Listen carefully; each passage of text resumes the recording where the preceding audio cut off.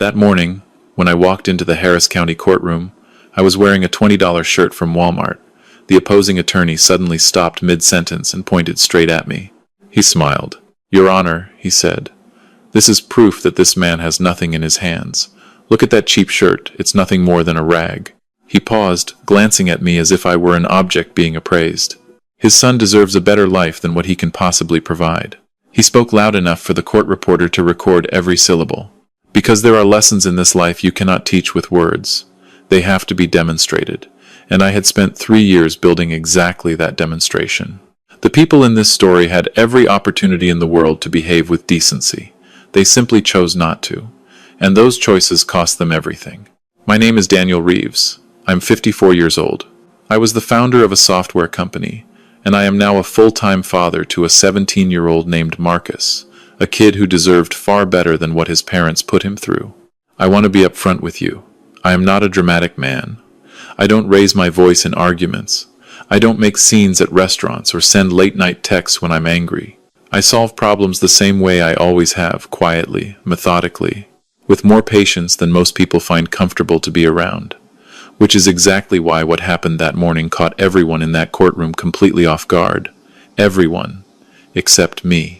3 years before I walked into that courthouse in a Walmart shirt, I was sitting in a glass-walled conference room on the 14th floor of a building in Houston's Galleria district, watching 4 attorneys clink glasses of champagne over a deal that had just made me, very quietly, an extraordinarily wealthy man. $230 million. That is what Reeves Digital sold for. 15 years of missed dinners, 3 in the morning server crashes, a marriage I had been watching die from the inside for at least 2 of those years before I could finally admit what I was seeing. The attorneys were celebrating. The buyers were shaking hands with the enthusiasm of men who had just acquired something significant. I sat at the head of the table, signed my name 11 times, and felt absolutely nothing. Not because I was ungrateful. Because I already knew what was waiting at home. 6 months before that signing, on a Tuesday evening in our house in River Oaks, the one with the wraparound porch that Vanessa had chosen and I had paid for without hesitation, I found out about Trevor Ashworth. There was no dramatic discovery. No lipstick on a collar, no suspicious call at midnight. I found it the way observant men always do, in silence. A pattern of small things that didn't add up, until they all added up at the same moment. The way she tilted her phone screen away when I walked into the room. The way her laugh sounded different on certain calls, lighter, younger, like a version of herself she had decided I no longer deserved to hear. The way she stopped arguing with me. And Vanessa loved to argue. When someone who thrives on conflict goes suddenly quiet, they have found somewhere else to put their energy. I sat with that information for 4 days before I made a single move. Then I called Patricia Chen. Patricia didn't have billboard ads on I-10. No television commercials, no lobby with her name spelled out in chrome letters. What she had was a mind that worked like a precision instrument and a reputation as the quietest, most devastatingly effective family attorney in Harris County. My business counsel had mentioned her once, almost as an afterthought. If you ever find yourself in genuine trouble, Daniel, call Patricia. She doesn't lose. I called her on a Thursday morning from my car, parked 2 blocks from my office so no one could overhear. Chen Law. Patricia, this is Daniel Reeves. I need a divorce attorney, and I need someone who understands asset protection law at a federal level. A pause on the line. How complicated is your situation? I just sold my company for $230 million, and my wife is involved with the attorney who is going to represent her against me. Silence. Then, Mr. Reeves, don't move anything. Don't say anything. Don't let her know that you know. I will see you Monday morning. First thing. That was the beginning. What Patricia and I built over the months that followed was not revenge. I want to be absolutely clear about that. It was architecture. We moved my assets legally, transparently, with every transaction fully documented, into a private federal trust. Clean paper trail. The kind of financial restructuring that takes months and leaves records so meticulous they practically gleam. While that was happening, I made another decision that surprised even Patricia. I accepted a position as a medical records clerk at Memorial Hermann Hospital. You want to do what? Patricia looked at me from across her desk as if I had suggested something genuinely dangerous. Records clerk. Modest salary. Regular hours. Completely unremarkable. Daniel, You are worth what Vanessa and Trevor can find, I said, cutting her off gently, is exactly what I choose to leave on the surface. Let them find a file clerk making $40,000 a year. Let them build their entire case on that man. She was quiet for a long moment.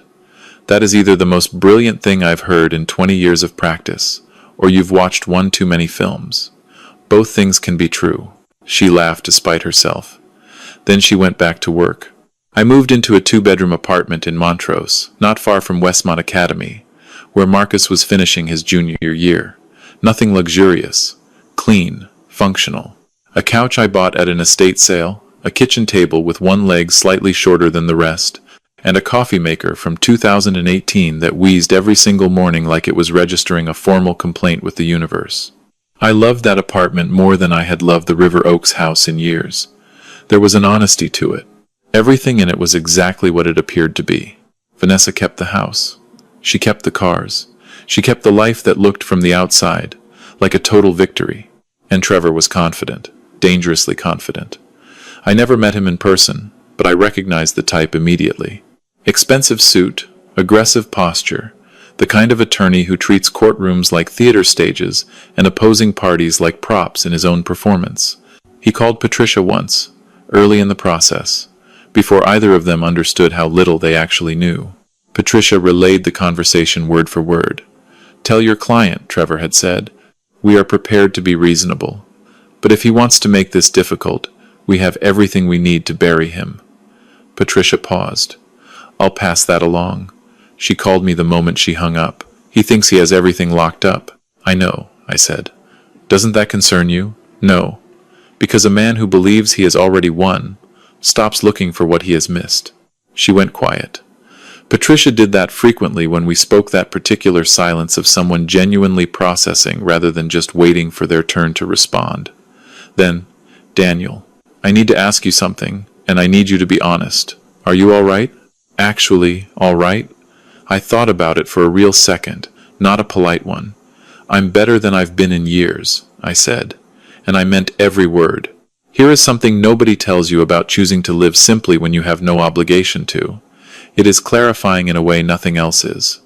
I woke at 6 every morning, made my protesting coffee maker earn its place on the counter, drove my 2019 Camry to the hospital, filed patient records, ate lunch from a paper bag at my desk, drove home. Twice a week, every Wednesday and every Saturday, without a single exception, I picked up Marcus. That kid was my entire reason for being. Marcus was the kind of teenager who noticed everything, too perceptive for his own comfort, old enough to feel the tension between his parents without being old enough to put a name on it. He had my eyes, his mother's stubbornness, and a laugh that could genuinely turn a gray day around.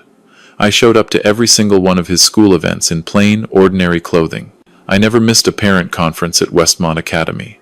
Once I brought my grandmother's cast-iron chili to a school potluck, and 3 other parents asked for the recipe before the night was over. Vanessa brought a store-bought pasta salad in a designer bowl. Nobody asked for that recipe. Vanessa and Trevor, meanwhile, were getting comfortable. Too comfortable. There were messages, obtained through entirely legal interception channels, where they mocked me openly in group chats that included her sister and 2 close friends. He went from running a company to filing papers in a hospital. Honestly, it's kind of sad. At least we know he can't afford a real lawyer. This is going to be the easiest case Trevor's ever handled. I read every single message. I screenshotted everything, and I said absolutely nothing. I want to stop here for a moment and talk to you directly. Because if you have ever sat across a table or a room or a phone screen from someone who was laughing at your life, laughing at what you were wearing, what you were earning, where you were living, and you felt the pull of that humiliation in your chest, the desire to stand up and prove them wrong right then. I understand that feeling completely. I had that feeling.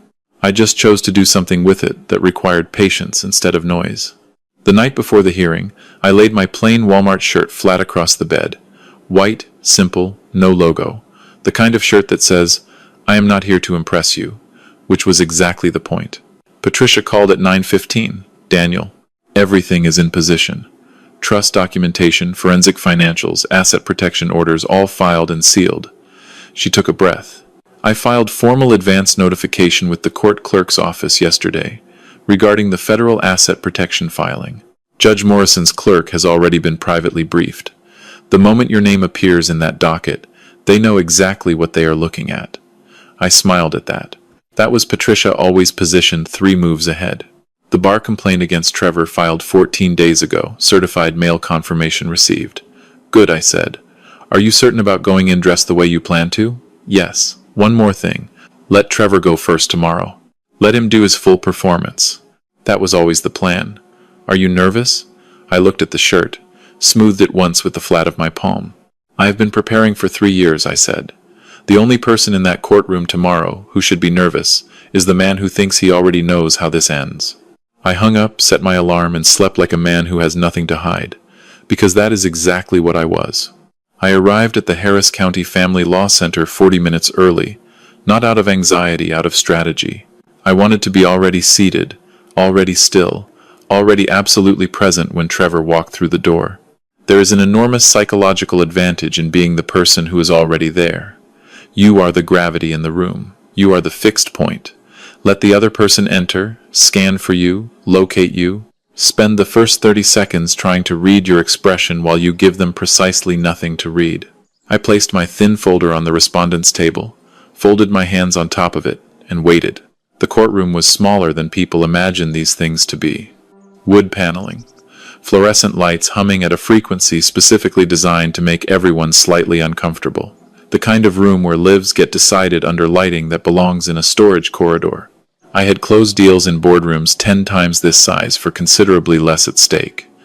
A few people filtered in. The court clerk at his station near the front. The stenographer arranging her equipment. The bailiff by the door, a large, composed man with the expression of someone who had witnessed every variation of human drama and had long since stopped being surprised by any of it. I adjusted my $20 shirt once. After that, I left it alone. Then the doors opened. Trevor Ashworth walked in like he owned the building, not figuratively, literally, physically, in the way his body occupied space before he even fully entered the room. Charcoal suit, custom fitted, shoes that cost more than 2 months of my clerk's salary, a burgundy tie that announced, without words, I dress this way because I can. He had the kind of jaw that seemed purpose-built for attorney headshots in glossy professional magazines. Vanessa walked in beside him, not literally on his arm, but emotionally she was leaning on the man completely. She was dressed impeccably, hair perfect, with the expression of a woman who had already written the final chapter and had only shown up today to collect what was owed. Trevor spotted me immediately. His eyes dropped to my shirt and stayed there 1 beat too long. Then he leaned toward Vanessa, said something low, and she pressed her lips together to contain a smile. I watched every second of it. I gave them nothing back. They settled at the plaintiff's table. Trevor arranged his documents with the unhurried precision of a surgeon laying out instruments. A thick accordion file, 2 yellow legal pads, a leather portfolio that probably cost more than my kitchen table and coffee maker combined. I had 1 thin folder. He looked at it. Then he looked at me. And then he smiled, a real smile, the kind that comes from genuine certainty. Go ahead and smile, I thought. The curtain goes up in 10 minutes. Judge Elaine Morrison entered, and the bailiff called the room to order. She was not what you would expect. Mid-50s, silver hair pulled back neatly, reading glasses on a thin chain. The kind of face that had processed decades of human desperation without losing either its sharpness or its sense of proportion. She settled her materials, looked at both tables with the calm of a person who had nowhere else to be and zero patience for theater. We are here in the matter of Reeves versus Reeves. Counsel for the plaintiff, you may proceed. Trevor rose like he had been waiting his entire career for exactly this moment. And I will give the man this much: he was good. Genuinely, professionally, impressively good. He walked Judge Morrison through his case with the smooth authority of someone who had executed this performance 100 times. He produced the financial records, the ones they believed were mine, and presented them with the measured confidence of a man holding cards he believed no one could match. Your Honor, the respondent in this matter presents a fairly uncomplicated financial picture. Annual income of approximately $42,000. No significant savings, no substantial assets. Debt obligations that exceed his monthly income by, he paused, precisely for effect, nearly 38%. Vanessa was nodding slightly at the plaintiff's table. Small, controlled nods. The nods of a woman watching a plan execute exactly as designed. Trevor was not finished. This court should know that the respondent arrived here this morning, and here he turned, just slightly, toward me in a shirt purchased at Walmart. While his son attends Westmont Academy, a private institution whose tuition this man demonstrably cannot pay. Your Honor, my client has carried this family emotionally and financially for years, while the respondent has contributed nothing of substance and offers this child no stable path forward. He sat, smoothed his tie. Vanessa exhaled at the plaintiff's table, and I thought, keep going, Trevor. You are almost at the part where everything falls apart. Judge Morrison looked at me over her glasses. Her eyes carried something I recognized, the quiet attentiveness of a person who has already noticed something the room hasn't caught yet. Respondent, your full name for the record, please. I straightened in my chair. Spoke clearly, calmly, in the voice of a man who has been waiting 3 years to say exactly 4 words. Daniel Reeves. Your Honor. The room didn't explode. There were no gasps. It simply shifted. The way air pressure shifts just before a storm arrives. That specific silence that settles over a room when something important has just happened and only 2 people know what it is. Judge Morrison's pen stopped moving. Here is what Trevor didn't know. What Vanessa didn't know. What no one in that courtroom knew except me, and a court clerk who had received very specific instructions from Patricia Chen the afternoon before. The clerk had already pulled the sealed federal asset protection filing, had already verified the name, had already placed the certified documentation in a sealed envelope on Judge Morrison's desk before the building opened that morning, had already walked her through it in chambers, privately, before Vanessa or Trevor had set foot inside. Judge Morrison was not discovering anything in that moment. She was confirming it. She looked up slowly, turned to her clerk with one precise nod, the kind that carries a specific meaning. The clerk stood immediately, walked to the filing cabinet behind his station, and returned with a thick, official federal document bearing an embossed seal.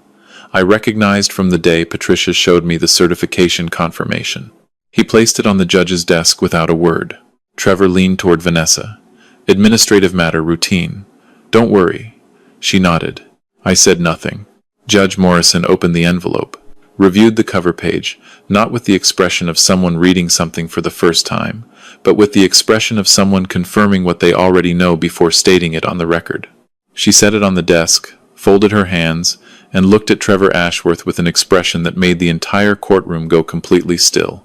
Counsel. A pause. A pause that carried real weight. Before you continue, this court needs to address something. Of course, Your Honor.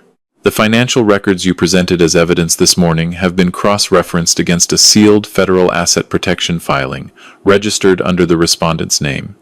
She paused. Let it sit in the air.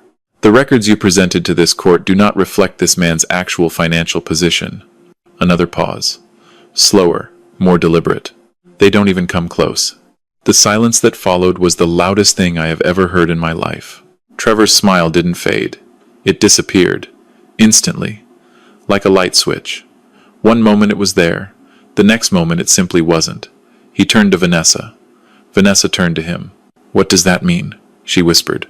Her voice had a new quality, something tight and uncertain that had not been there 60 seconds ago. Trevor opened his mouth, closed it. For the first time that entire morning, Trevor Ashworth had nothing to say. And I, sitting in my $20 Walmart shirt, hands folded over my thin folder, thought, and we haven't even opened the folder yet. There is a specific kind of silence that only exists in courtrooms. Not peaceful silence, not comfortable silence. The silence of a room full of people collectively holding their breath because something irreversible is approaching. And everyone can feel it, even the ones who don't yet understand what they're sensing. That was the silence floating over that room. Trevor was still standing, technically. But something had left the man. That expensive, carefully constructed confidence had drained from him the way air leaves a punctured tire, not all at once, but steadily, irreversibly. What remained was just a man in a very fine suit beginning to understand that he had walked into the wrong room with the wrong documents against the wrong man. He just didn't yet know how wrong. Judge Morrison looked at me. Mr. Reeves, I understand you have documentation to present. Yes, Your Honor. I opened the folder. Now I need you to understand something about that folder. Thin, plain, the kind you buy in a pack of 10 at any office supply store. Trevor's accordion file weighed several pounds. His leather portfolio alone cost more than everything I was wearing. But what was inside my folder had taken 3 full years to build, and it had been constructed with the care and precision of something meant to last. I placed the documents on the table, one by one, quietly, methodically, the way you lay cards down when you have been waiting the entire game for this particular hand. First, the legal restructuring records. Every single asset transferred to the private trust, completely documented. Every transaction certified, dated, verified. Clean, transparent, untouchable. 3 years of careful, legal, surgical, financial architecture that Trevor had never thought to look for because he had been too busy celebrating a case he had already decided he'd won. Assuming is an expensive habit. Second, the forensic financial analysis prepared by Patricia's team. The real numbers. Not the file clerk making $42,000 a year that Trevor had constructed his entire argument around, but the man beneath that carefully constructed surface. The man who had taken Reeves Digital from 3 people in a rented office in Midtown Houston to a $230 million acquisition. I watched it happen in real time across Trevor's face. The way his eyes moved over the numbers. The way his jaw tightened incrementally with each page he turned. The way his legal pad sat completely untouched in front of him because there was nothing left to write that could save him. He had stopped taking notes. Third, 3 sworn affidavits. Marcus's homeroom teacher at Westmont Academy, his school counselor, his soccer coach. All 3 documenting the same pattern across the same 3-year period, a father who showed up to everything, consistently, without exception, and a mother who had, on multiple documented occasions, attempted to interfere with that access. Parental alienation, in writing, under oath, from 3 individuals with absolutely no stake in the outcome of this case. Vanessa made a small sound at the plaintiff's table. Not words, just a sound. The specific sound of someone feeling the floor open up beneath them. Then I placed the final document on the table. Slid it forward slowly. No flourish. No eye contact with Trevor to telegraph what was coming. Just paper. Your Honor, the final document is a formal complaint filed with the Texas State Bar 14 days ago against opposing counsel, documenting the deliberate presentation of fabricated financial evidence in these proceedings. The certified mail receipt confirming delivery is the last page. The room did not murmur. It went completely, absolutely, perfectly still. Trevor came to his feet so fast his chair scraped backward across the floor, a sharp, ugly sound that made 3 people in the gallery flinch visibly. Objection.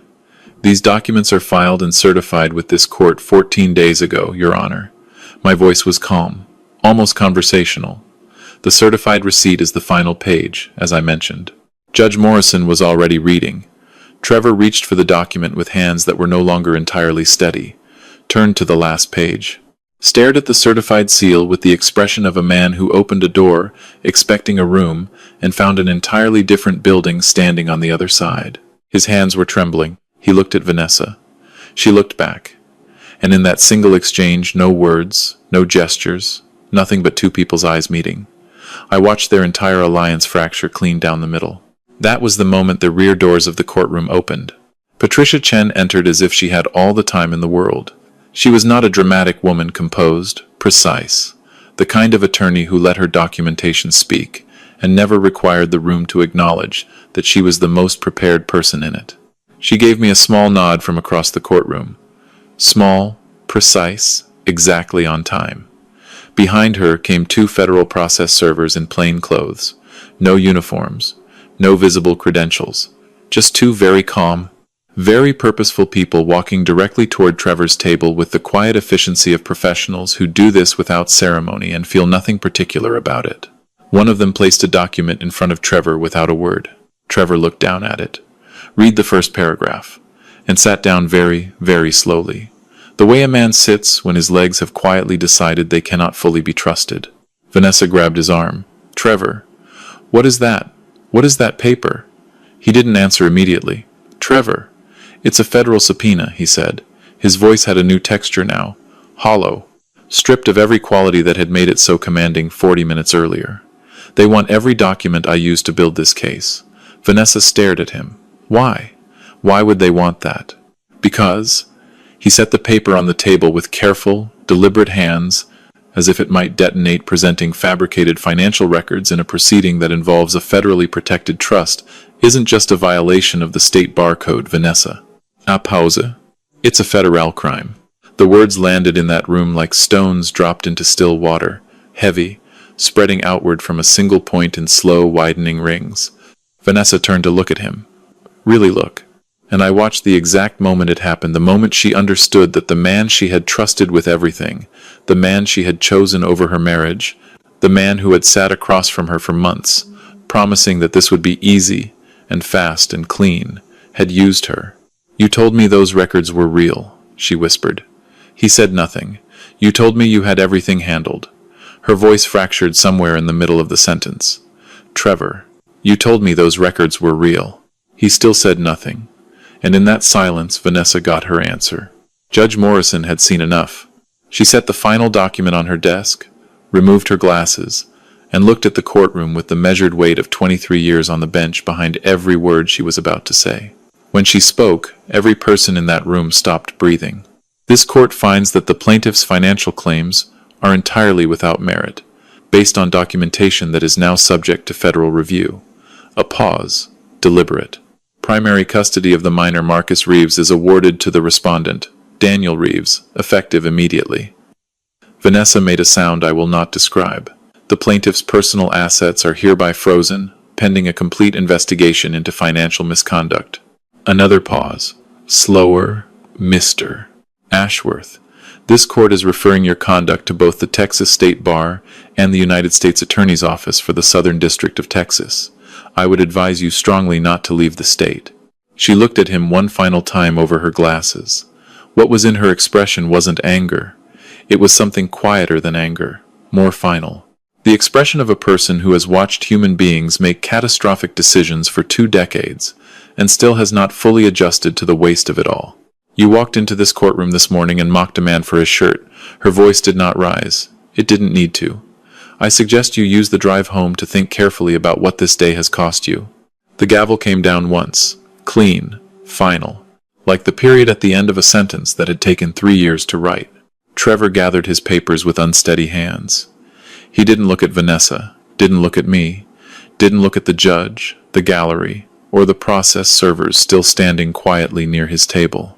He picked up his expensive leather portfolio and walked out of that courtroom without saying a single word to anyone. The doors swung shut behind him. Vanessa sat alone at the plaintiff's table. The tailored suit, the perfect hair, the carefully assembled confidence she had carried in as armor gone, leaving only a woman alone in a room where everything had just collapsed in every direction at once. She was crying. Not performance tears. Frightened, genuine tears. The tears that come when the story you have been telling yourself for 3 years falls apart in 45 minutes in public. She turned toward me. Daniel, her voice broke on that single word. Please. I didn't know everything he was doing. Not all of it. Please. I stood. I looked at her for a long moment. Not with anger.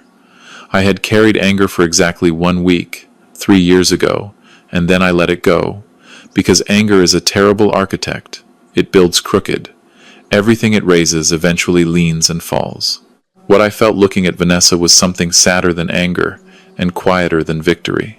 The specific grief of a man looking at what something used to be an understanding, completely and permanently, that it can never return to that. Not because of what she did, because of who she chose to become while doing it. Take care of yourself, Vanessa, I said quietly. Not for me. Marcus needs his mother to be well. That is the only thing I want for you. I turned and walked out. Outside, the afternoon light was hitting the courthouse steps, the way autumn light hits things in Houston. Warm, unhurried, completely indifferent to what had just taken place inside its buildings. The city was going about its business. Traffic on Commerce Street. Someone's radio carrying a half-familiar song from somewhere nearby. A perfectly ordinary afternoon that had no idea it had just been the most significant day of my life. I stood at the top of the steps, drew a slow breath, and let it stay in my lungs for a moment. It was over. 3 years of patience. 3 years of paper bag lunches and a wheezing coffee maker, and a kitchen table with one uneven leg. 3 years of showing up in plain, ordinary clothes to school events, while Vanessa and Trevor sent each other messages laughing at me, absolutely certain of themselves. 3 years of saying nothing while other people said everything. Done. Marcus was waiting at the bottom of the steps, 17 years old. Backpack over one shoulder. The way teenagers carry backpacks like the strap is more of a suggestion than a real structural commitment. He was trying to read my face, the way he had been trying to read my face his whole life. Because this kid noticed everything. He always had. Dad. He pushed off the railing. Did we win? I walked down the steps and put my arm around his shoulders. I didn't go in there to win, Marcus. He looked up. Then what did you go in there to do? To tell the truth. He thought about that. That particular silence of his, the one that means he is actually processing something, not just waiting for the conversation to move on. What's the difference between winning and telling the truth? I looked down at my plain $20 shirt, smoothed it once with my palm. Winning is about you, I said. The truth is about something much bigger than you. He nodded slowly. He didn't fully understand it yet. That was all right. We had time, and now we had that time together. We walked to my 2019 Camry. No hired car, no champagne, no moment designed for any audience but the two of us. Just a father and his son, the quiet of a Houston afternoon, and 3 years of patience that had finally, completely, and permanently paid off. I still have that shirt, folded carefully, in a box on the top shelf of my closet. Not as a trophy, I'm not that kind of man. Trophies are for people who need reminding that they once did something worth being proud of. I kept it as something different. A reminder that simplicity is not surrender, that a quiet life is not a small life, that the most dangerous person in any room is not the loudest one, not the best dressed one, not the one carrying a 5-pound file and a burgundy tie and the absolute, unshakable certainty that the contest is already won. It is the person who has been doing their work in silence for years. Trevor Ashworth walked into that courtroom with every visible advantage. Money, connections, confidence, months of case preparation against a man he had written off before ever meeting him. I walked in with a thin folder, a plain shirt, and an enormous amount of patience. He never had a chance. This story taught me something I want to leave you with. The mistake most people make when they are underestimated is that they try to correct the record immediately. They defend themselves in the moment. They raise their voice, make their case, spend their energy convincing people who have already decided not to listen. What I understand now, what that entire 3 years taught me, is that you do not owe your demonstration to the people who dismiss you. You owe it to the truth. And the truth, given enough time and enough careful work, does not need your help arriving.